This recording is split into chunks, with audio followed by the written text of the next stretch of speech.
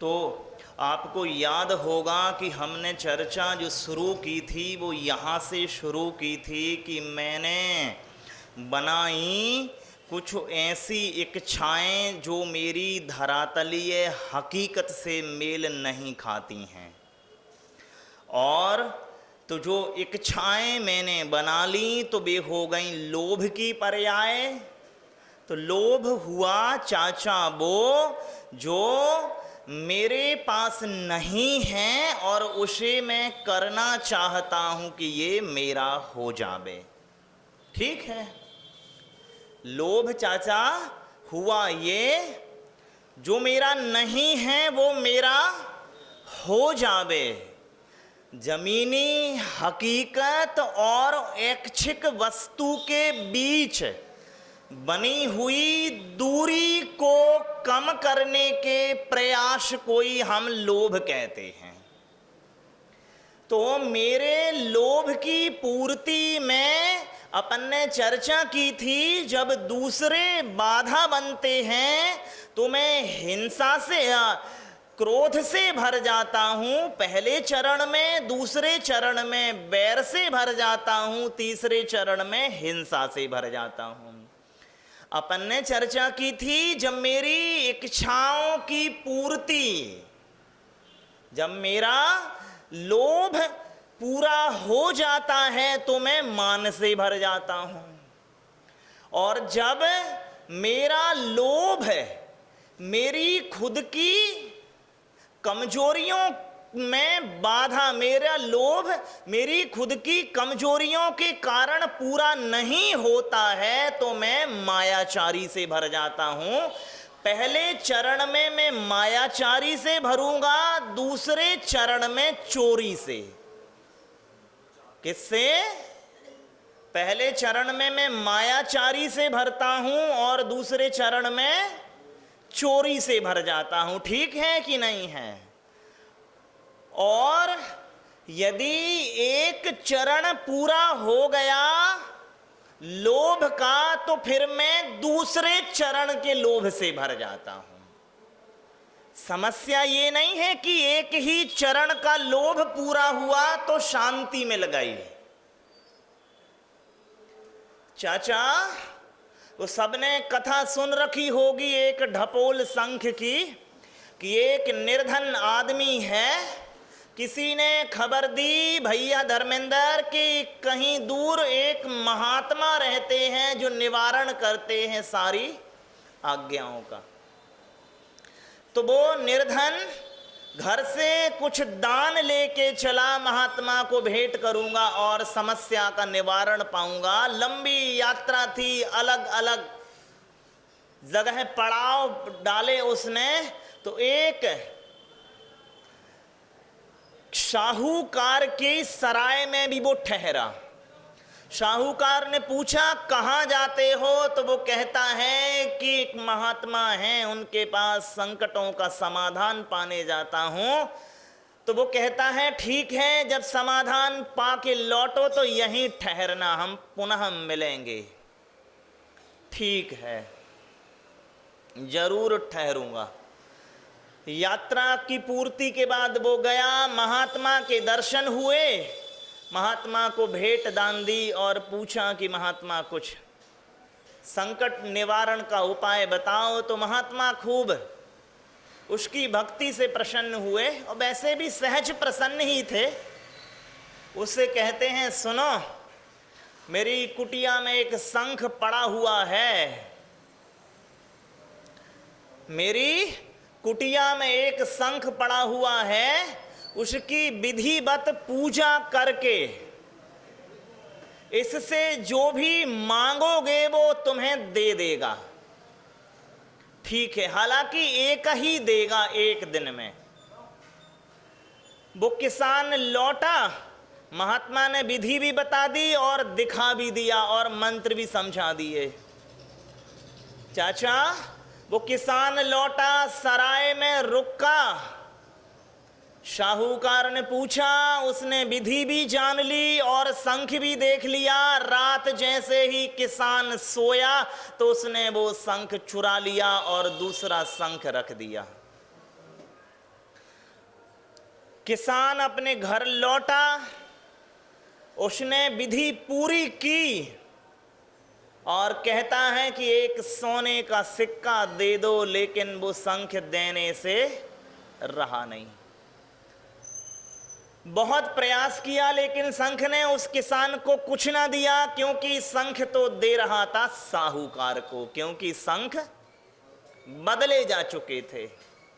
किसान सोचता है महात्मा को मजाक करने हम ही मिले।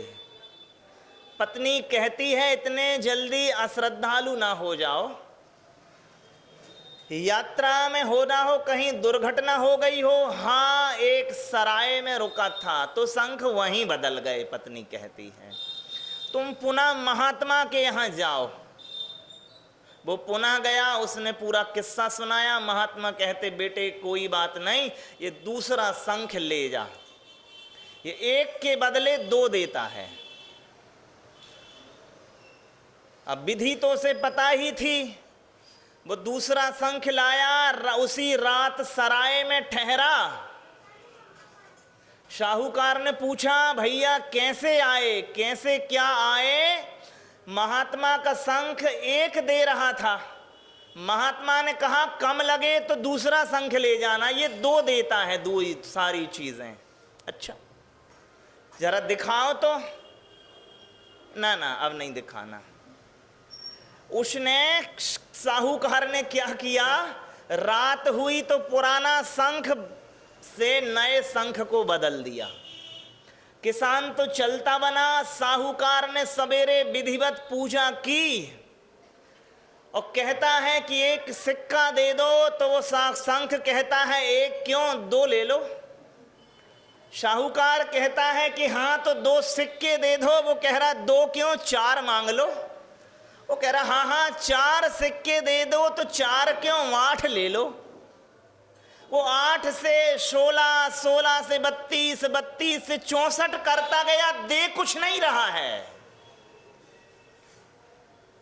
अंततः किसान ने और साहूकार ने अपना माथा पकड़ लिया कि जे तो ढपोल शंख ठहरा, एक की 2 कर देता है, 2 के 4 कर देता है, 4 के 8, और देता कुछ नहीं है।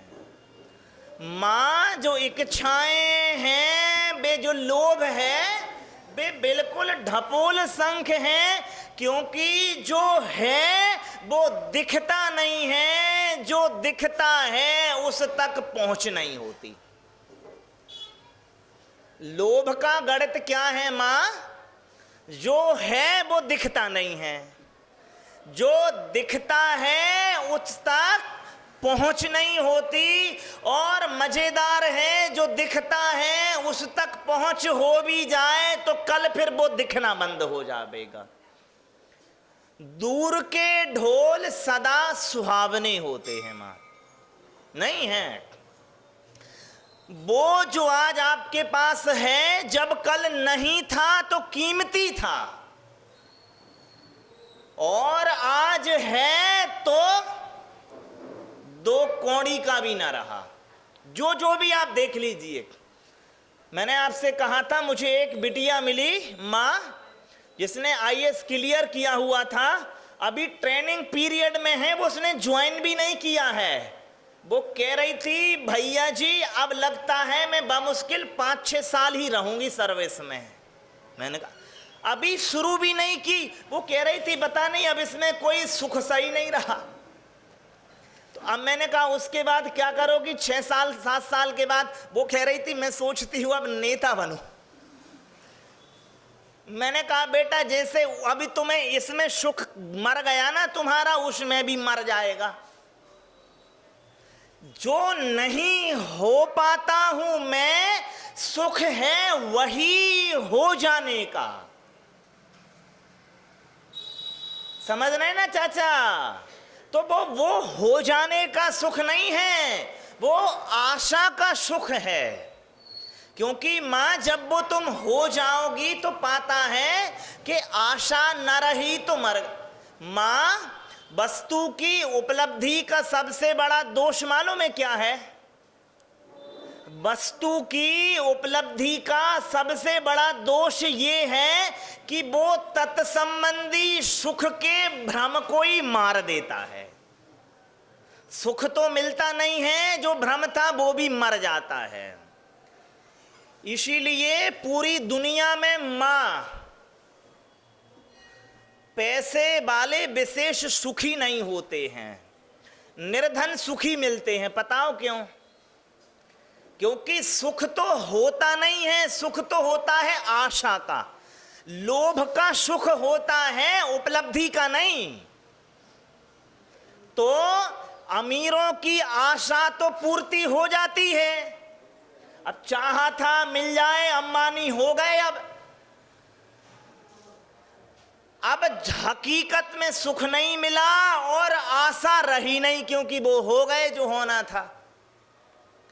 अमीरों के सुख इसलिए मर जाते हैं, गरीबों के सुख इसलिए बने रहते हैं, क्योंकि जो होना है वो हो तो पाए, नहीं हो तो आशा तो बनी है कि आज नहीं मिला तो कल मिलेगा, कल नहीं मिला तो परसों मिलेगा। अब आखिर तुम ये समझ लो, अंबानी और क्या हो जाने की इच्छा पालेगा। अब उसके बाद भगवान ही का नंबर आता है। या जो हमारे एलन मस्क हैं वो क्या होने की दुनिया के सबसे अमीर आदमी तो हो ही गए हो, हमारे ज्ञात ब्रह्मांड के सबसे अमीर आदमी हो तुम, तो अब क्या होने की इच्छा पालोगे? तो इच्छा का सुख होता है चाचा। तो पहली बात तो लोभ का गणित जो समझ लें मां, तुम जो जो होने की कोशिश में लगी हुई हो वो हो जाओगी तो वही दुख पाओगी जो आज दुख पा रही हो। कुछ नया तो मिलना है ही नहीं। और मजेदार है चाचा, इसको दूसरे तरीके से देखें कि जो मां सुखी और दुखी होने वाला आदमी तो मैं ही हूं ना। जो 10 में सुखी नहीं हो पाया है वो 20 में और 100 में सुखी हो पाएगा, उसकी क्या गारंटी है बताओ? जिसे 10 में उपलब्धि की बजाय अभाव दिख रहा है, उसे तो 20 में भी उपलब्धि की जगह अभाव ही दिखेगा। क्योंकि देखने वाला कौन है? मैं। उपलब्धि और अभाव के मूल्यांकन किसे करने हैं चाचा? मुझे। तो मैं तो उपलब्धि और अभाव के मूल्यांकन अरबपति होके भी कर लूंगा कि एक ही अरबपति हुआ। अरे 2 अरबपति हो जाता, 4, 10, 20 अरबपति हो जाता।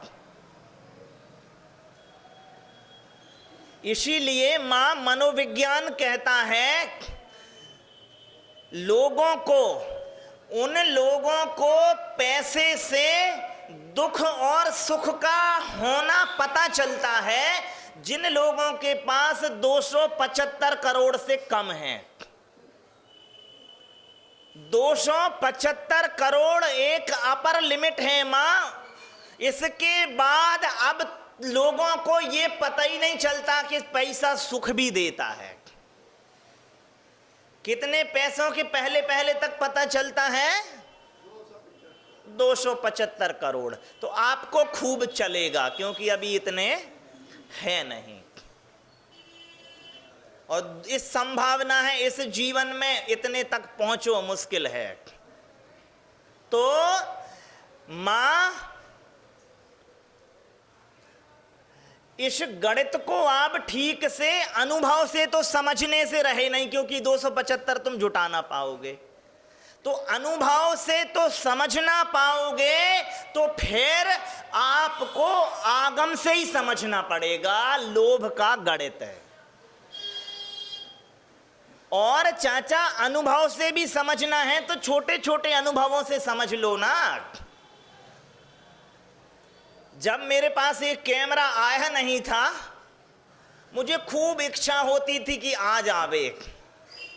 सामान्य लोभ जैसे सामा आपके होते हैं वैसे ही अब मेरे भी लोभ थे। और जब ये आ गया है मां, तो सच्चाई आप समझ लो, जे एक कचरे से कुछ ज्यादा मुझे अब लगता नहीं है, और वो भी ऐसा कचरा जो बामुश्किल 355 दिन में 10 लक्षण में ही काम आता है। और यहां तो ये अच्छा रहा कि चतुर्मास में ही काम आ रहा है, नहीं तो कहीं ये विशेष काम आया नहीं आज तक मुझे। हाँ, तो आप भी देखिए, जो जो आपकी उपलब्धि है वो अब कोई आपको विशेष सुख दे नहीं रही है। सुख कौन सी चीज दे रही है? जो अनुपलब्ध है। अभी आपसे पूछो आपके सुख क्या हैं, तो जो मिले हैं वो ना गिनाओगे, जो नहीं मिले हैं वो गिनाओगे कि ये आ जाता तो अच्छा रहता। चाचा, आखिरी बात है, मेरे एक जानने वाले थे माँ, उनने घर की रखवाली के लिए एक कुत्ता पाला है ना, और वो इतना उपद्रवी कुत्ता कि कभी ये सामान पटक दे, कभी वो सामान पटक दे, तो अब सारा घर मिलके उस कुत्ते की रखवाली करते हैं। क्या करते हैं? उन्होंने घर की रखवाली के लिए कुत्ता पाला था, अब पूरा घर मिलके उस कुत्ते की रखवाली करता है कि जे उपद्रव ना खड़ा करे। तो लोभ ऐसा ही है माँ, जो आपके जो छोटे छोटे लोभ हैं ना, बहुत जल्दी बन जाते हैं, आकांक्षाएं बन जाती हैं, बिल्कुल भी ऐसा ही है। एक आखिरी और कह दूं मैं, चाचा, एक बड़े सेठ ने घर की रखवाली को एक भयंकर मोटा ताजा बड़ा कुत्ता खरीद लाए। वो पहला ही दिन था, इतना बड़ा कुत्ता और की रखवाली करेगा, और जिस दिन कुत्ता लाए उसी दिन चोरी हो गई। वो दुकानदार के पास गया, क्या उपद्रव है? अरे घर में चोर घुसे रहे 10-20 ठैया, और ये मस्ती से सोता रहा। वो कहने लगे तुम समझे ही नहीं, अब चोर घर में घुस के आए हैं, जे खुद इतना मोटा ताजा बलिष्ठ कुत्ता है, इसे चोरों का खाक डर होगा। डर तो तब हो जब ये चिल्ला चोट भौंके भांके, तो तब हो ना जब इसे चोरों का डर हो। तो तुम एक काम करो कि एक बड़े कुत्ते को जगाने के लिए एक छोटा कुत्ता ले जाओ, जो बड़े जब चोर घुसे तो छोटे कुत्ते को डर लगे तो भौंके, तो वो बड़े कुत्ते को जगाए, फिर बड़ा कुत्ता मिलके तुम सबको जगाए। समझ रही कि नहीं समझ रही? और होता ये, यदि तुम छोटा कुत्ता भी ले आते तो संभावना थी कि उसके जगाने के लिए भी एक और छोटा कुत्ता चाहिए पड़ता अपन को। तो लोभ माँ ऐसे ही है कि एक लाते हो तो दूसरा खड़ा हो जाता है, और दूसरा लाओगे तो तीसरा खड़ा हो जाएगा। और दुर्घटना ये है कि अभी इतनी उम्र हो गई है आप सबकी बड़ी, लेकिन ये गणित समझ नहीं पाए हो आप लोग कि एक ठीक से मरता भी नहीं है और दूसरा पैदा हो जाता है। तो आप उसी की पूर्ति में एक कुत्ते के लिए दूसरा कुत्ता, दूसरे के लिए तीसरा और चौथा और पांचवा लाओ, तो पता चलता है चाचा, कुत्ते आते रहे और घर लुटते रहे। और ऐसा ही हो रहा है, और अंततः इतना लुट जाओगे कि अब नया कुत्ता लाने के पैसे भी ना रहेंगे। बोलिए पूज्य मंगलानंद सागर मंगल सागर मुनि महाराज की जय।